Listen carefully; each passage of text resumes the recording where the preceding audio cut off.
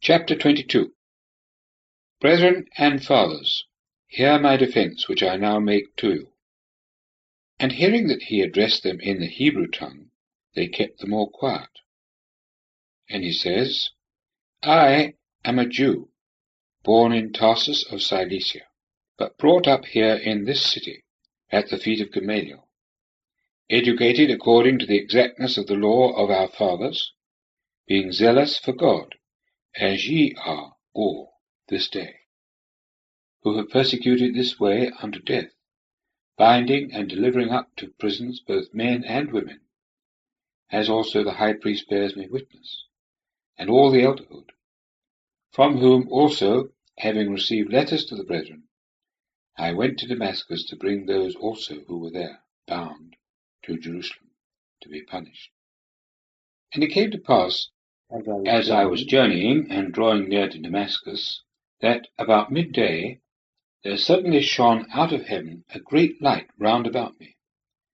And I fell to the ground, and heard a voice saying to me, Saul, Saul, why persecutest thou me?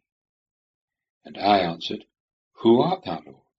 And he said to me, I am Jesus the Nazarene, whom thou persecutest.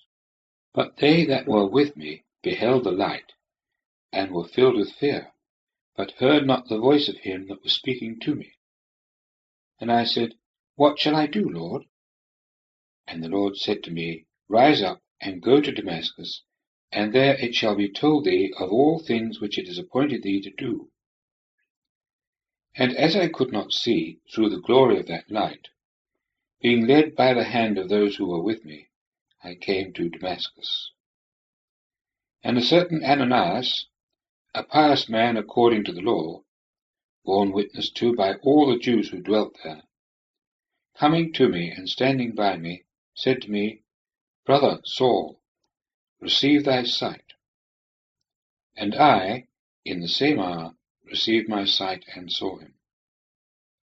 And he said, The God of our fathers has chosen thee beforehand to know his will, and to see the Just One, and to hear a voice out of his mouth.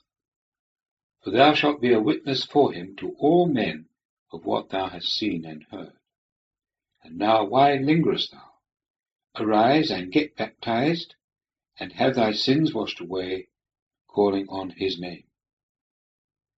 And it came to pass, when I had returned to Jerusalem, and as I was praying in the temple, that I became in ecstasy, and saw him, saying to me, Make haste, and go quickly out of Jerusalem, for they will not receive thy testimony concerning me.